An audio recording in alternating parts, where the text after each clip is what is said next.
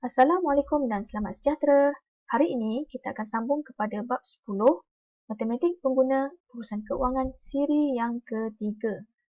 Pejam cilik dah 3 siri dah kita bincangkan topik ni.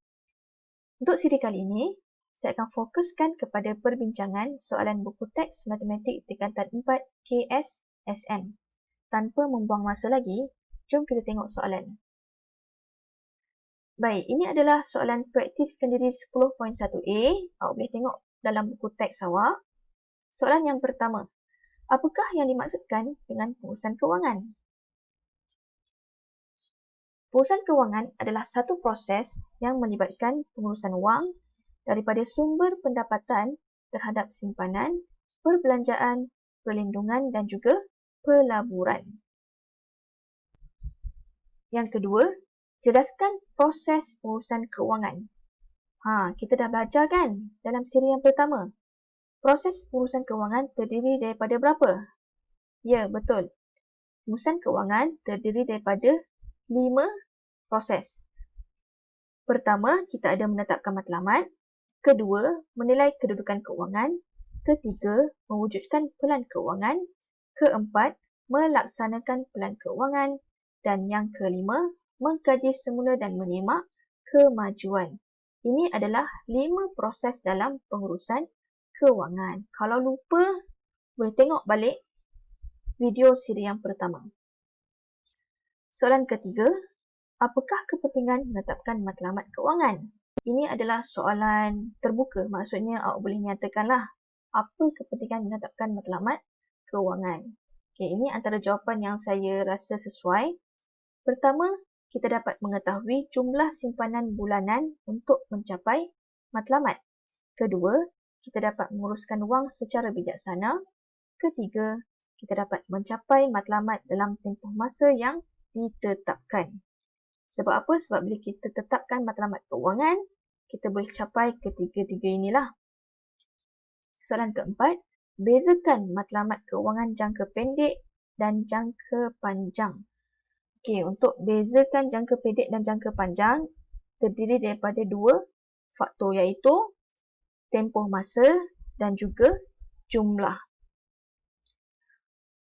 Matlamat keuangan jangka pendek dia mengambil masa kurang setahun dan melibatkan jumlah yang kecil. Manakala matlamat keuangan jangka panjang mengambil masa melebihi 5 tahun dan melibatkan jumlah yang besar. Soalan yang kelima, antara 3 individu berikut, siapakah yang mematuhi konsep SMART? Berikan justifikasi anda. Jom kita tengok siapa 3 individu tu. Pertama, kita ada May.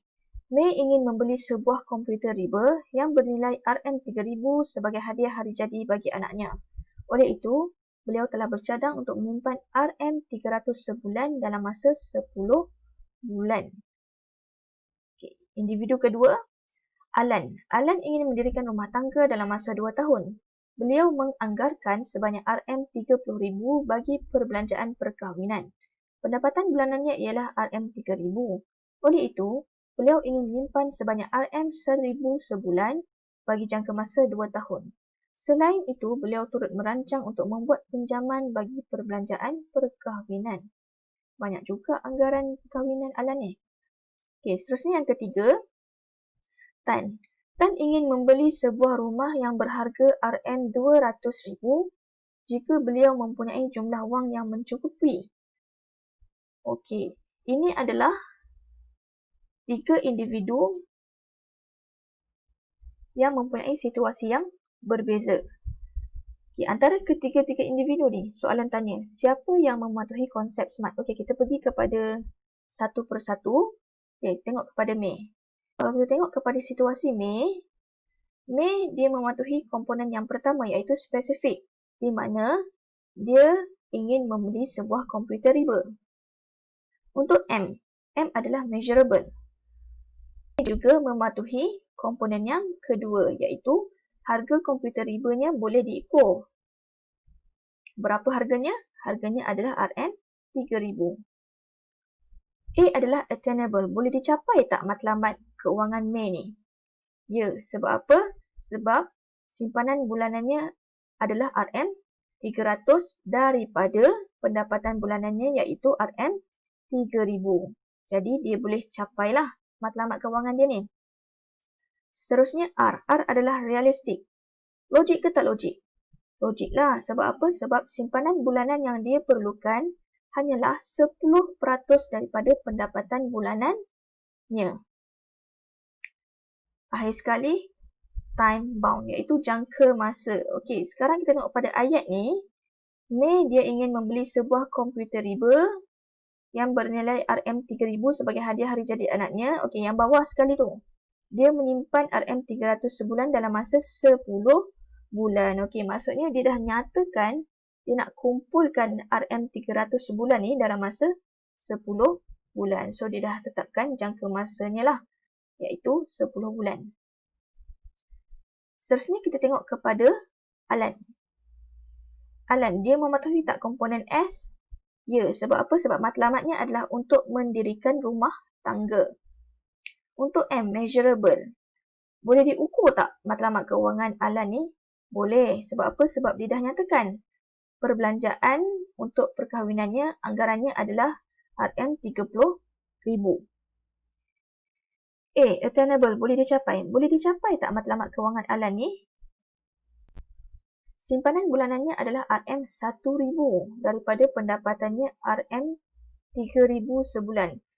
Jadi, untuk situasi Alan ni, agak susah untuk dicapai. Sebab kalau disimpan 1,000 sebulan dalam masa 2 tahun, dia hanya boleh mendapat sejumlah RM24,000 sahaja. Masih lagi tak cukup dengan matlamat asalnya, iaitu dia nak simpan RM30,000. So, maksudnya, Alan ni dia tidak mematuhi komponen A. Seterusnya R. Realistik. Logik ke tak logik? Okey, tak logik lah. Sebab apa? Sebab simpanan bulanan dia tu tak cukup untuk anggaran perbelanjaan. Macam saya dah cakap sebelum ni, kalau dia simpan 1,000 dalam masa 2 tahun, okey, dia simpan 1,000 setiap bulan dalam masa 2 tahun, dia hanya dapat RM24,000 sahaja. Dia anggarkan RM30,000. Jadi memang tak cukup. Okay, so maksudnya tak realistik. Okay, untuk T, jangka masa dia dah tetapkan sebanyak 2 tahun.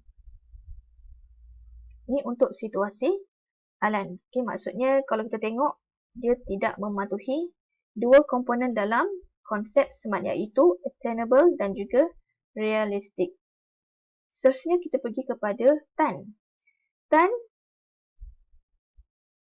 untuk spesifik. Okey, ya, dia mematuhi komponen pertama iaitu spesifik. Dia dah nyatakan dia nak membeli sebuah rumah. Komponen yang kedua, M, measurable. Boleh diukur tak?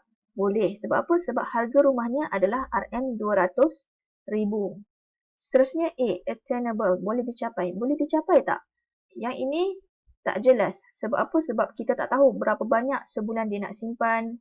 Dia tak nyatakan. Realistik. Okey, tidak realistik lah. Sebab apa? Sebab tak jelas. So, jadi kita tak tahu matlamat sebenarnya. Okey. Seterusnya T, time bound. Jangka masa ditetapkan. Okey, untuk time bound, Tan juga tidak mematuhi. Sebab apa? Sebab ianya bergantung kepada jumlah wang. Maksudnya dia tak nyatakan berapa tahun. So, Tan dia tidak mematuhi 3 komponen dalam konsep SMART, iaitu attainable, realistic dan juga time bound. Okay, sekarang ni kita berbalik kepada soalan. Antara 3 individu berikut, siapakah yang mematuhi konsep SMART? Kita dah analisis ketiga-tiga individu ni. Okay, so kita tengok May dia mematuhi kelima-lima komponen dalam konsep SMART. Manakala Alan dia hanya mematuhi 3 komponen sahaja daripada konsep SMART. So, reject. Untuk Tan. Okay, Tan lagilah. Dia hanya mematuhi 2 komponen sahaja dalam konsep SMART. So, kena reject juga. Kita reject 2 ni. So, kita boleh nampak kat sini, May dia mengamalkan konsep matlamat kewangan smart. Sebab apa? Sebab dia dah nyatakan matlamat yang spesifik iaitu membeli sebuah komputer riba. Matlamatnya juga boleh diukur iaitu harganya RM3,000. Selain itu, matlamatnya juga boleh dicapai kerana simpanan bulanannya RM300. Dan matlamatnya juga realistik kerana simpanan bulanannya hanya 10% daripada pendapatan bulanan. Seterusnya, matlamat keuangan Mei mempunyai jangka masa yang jelas iaitu 10 bulan. Okey, dah selesai ke-55 soalan dalam praktis kendiri 10.1a.